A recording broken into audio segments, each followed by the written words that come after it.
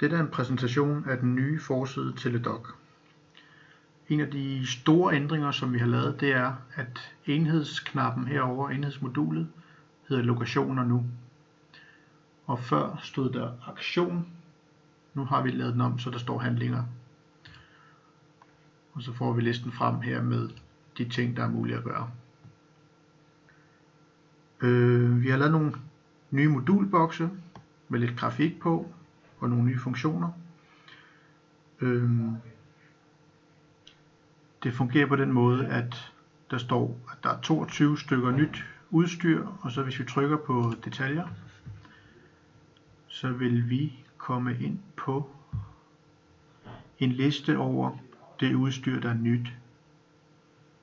Hvis man så klikker på et af de forskellige udstyr, går ind på detaljer og ser, så vil I lægge mærke til, at ude på forsiden, der vil den have talt ned fra 22 til 21. Nogle andre funktioner i modulboksene er, at der er kommet de mest benyttede genveje. Dem kan man åbne og lukke og klikke efter, hvad man har brug for. Countdown-funktionen gælder ikke over i lokationsboksen. Den fortæller kun, hvilke lokationer som man har adgang til.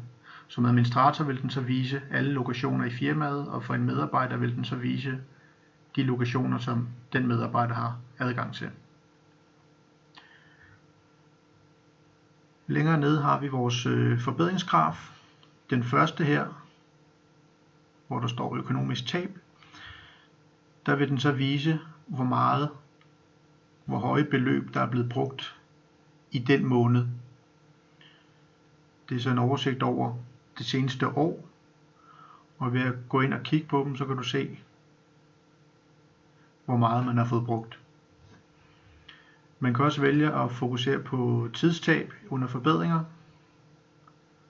og det fungerer på samme måde. Den tæller så op i timer.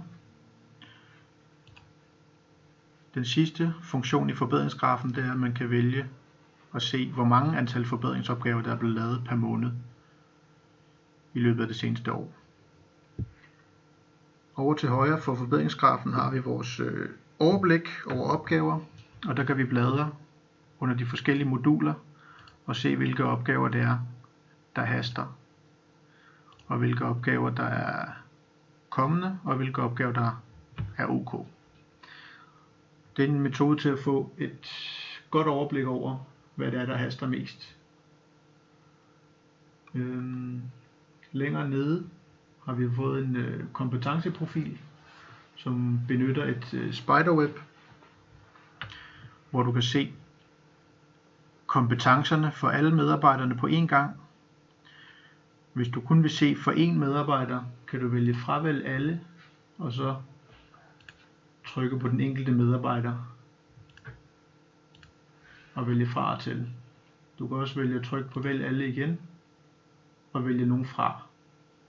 Så det er et godt værktøj til at få et overblik over, hvilke kompetencer firmaet mangler, og hvilke kompetencer den enkelte medarbejder skal have eller mangler. Under vores kurser og uddannelser herovre vil man kunne se, hvis der står uden kompetencer, så vil det betyder så, at der er en medarbejder, som mangler at få de kompetencer, som man skal have. Og det samme med under uddannelser.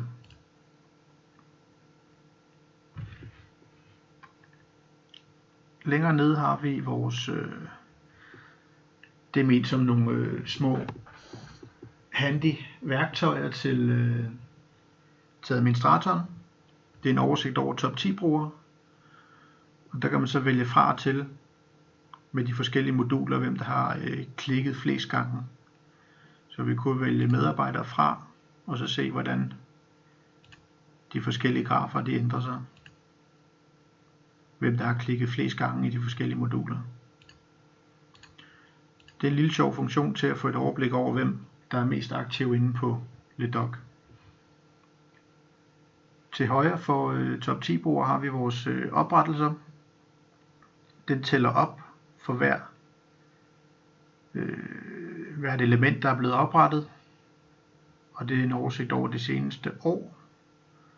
Og der kan man også vælge fra og til ved de forskellige moduler og se, hvor der er blevet oprettet mest. Vi håber, I vil tage godt imod den nye forside.